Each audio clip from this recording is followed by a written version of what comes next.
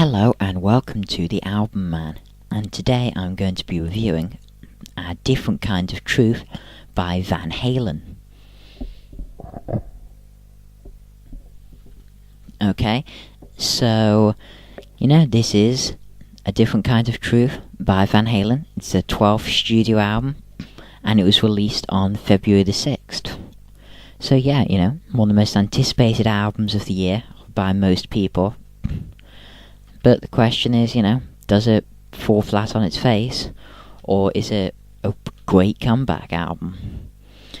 Yeah, so it's the first to feature good old Diamond David Lee Roth since 1984, and Michael Anthony has been replaced by Eddie's son, Wolfgang, on bass. I still think the treatment of Michael Anthony was appalling, really. He'd been such a long-standing member, and then to just kick him out like that. But, Eddie wanted his son there, so Eddie got his son there. Anyway, Van Halen's last album was recorded in 1998 with Hagar, and the last proper album was released in 1984. And yes, I am a bit of a Lee Roth fanboy. I do like some of Hagar's stuff, but I really consider 1984 to be Van Halen's last true album. And a lot of this album is made up of demos and unused lyrics they wrote in the 70s. So not much has actually been just completely written for this album, but they have reworked the demos to get them up to standard by adding music on lyrics they had and vice versa. So this track starts, I'll tell you the track listing: Tattoo, She's the Woman, You and Your Blues, Chinatown, Blood and Fire, Bullet Head, As Is, Honey Baby Sweetie Doll, The Trouble with Never, Outer Space, Stay Frosty, Big River, and Beats Working. So, it starts off the single Tattoo, which managed to reach 16 in the US rock chart, and I have done a full track review of this song, which will be in the description below. And I have to say I have changed my opinion since hearing it on this album, that I think it's now above average and a very good and strong song. It really starts off this album with a bang, and I certainly find it relaxes you, because when you start this track, you know that this album is going to be classic Van Halen, and it really does just transport you back to the 70s and early 80s. So next we come to She's a Woman. It really is such a 70s Van Halen song, and works perfectly. Has really strong vocals from Diamond Dave, and a great chorus, along with a nice solo from Eddie. Really is one of my favourite songs on the album. Then In You and Your Blues, I find that quite interesting. I think that Dave's voice in the chorus of this, it does remind me quite a bit of Glenn Hughes. Bit odd, but still, which of course is a brilliant thing. I mean, it's no bad thing there. And Diamond Dave's vocals are incredibly strong on this song. It certainly shows he hasn't lost any of his vocal prowess over the years. Then we get to Chinatown. Great song, great chorus, lovely use of wah-wah from Eddie. Soaring solo, not much to say. It's a very good song, but, So, Blood and Fire, another very good song. The consistency in this album is really great. This starts off slow before turning into such a typical Van Halen song. And yet another great chorus, great solo.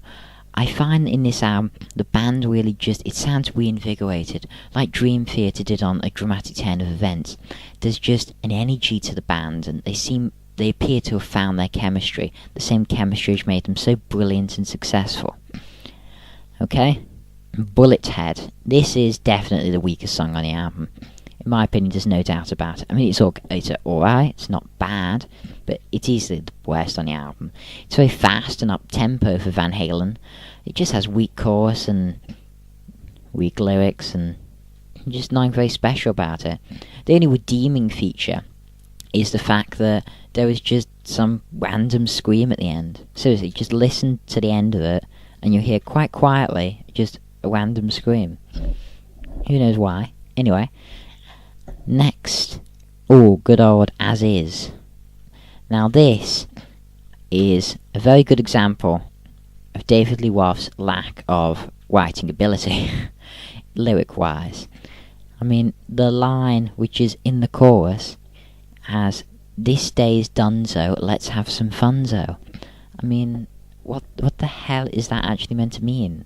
I mean, I thought funzo was, if you watch The Simpsons, that toy that comes to life on Christmas Eve on one of the Christmas specials. But Dave uses it as a replacement for the word fun. I mean, it's still a very, very good song though, and so typical Van Halen, and the chorus is very catchy. Even if it does make little or no sense, it is a brilliant song. Okay, Honey Baby Sweetie Doll. Certainly has a very odd intro, sort of like they try to tune themselves into a radio station. I don't know, it is quite different. But afterwards comes a very average song. It's a good album track, certainly nothing special about it at all. Now, The Trouble with Never, that is brilliant. Has the best chorus on the album, and it probably is my favourite song on this really strong album. And features a really cool slow part in the middle with Dave talking over the top. Really is a truly outstanding song. To follow Trouble with Never, of course, is a hard task, but Outer Space does so perfectly, and it really is nearly as good and nearly as catchy. Just not quite so, but such a great song. Now, Stay Frosty, that is the most different, probably the most interesting song on the album. It starts acoustically with Dave. He's almost talking the lyrics over the top, and the song overall sounds like it's about, sort of, it has that 40s, 50s feel, that type of vibe, before Eddie turns it up a notch and whips out his electric guitar. It has such a great solo, and it really does have a bluesy-ish feel. This bluesy-ish experiment, I think, it really is a huge success.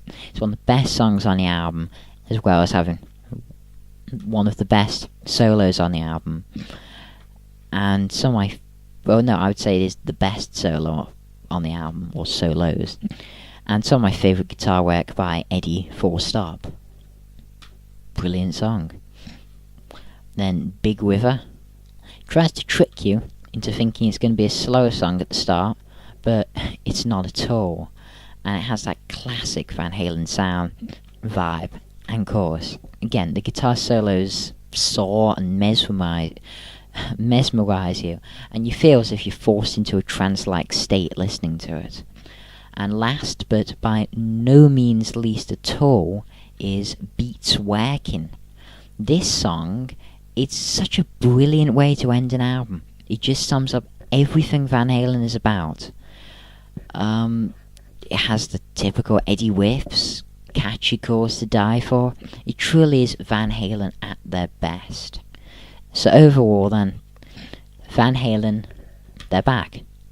And this album is the complete opposite of something like Iron Maiden's The X Factor or Guns N' Roses' Chinese Democracy, which were goddamn awful comeback albums. They were just, not that good. This album is easily a contender for Album of the Year, and it's only February. It was one of my most anticipated albums of the year, and I'm so pleased it did not disappoint. So overall, I'll give A Different Kind of Truth a 9 out of 10. So, well done Van Halen. Thanks for watching. This has been the Album Man. Comment, rate, subscribe, and bye.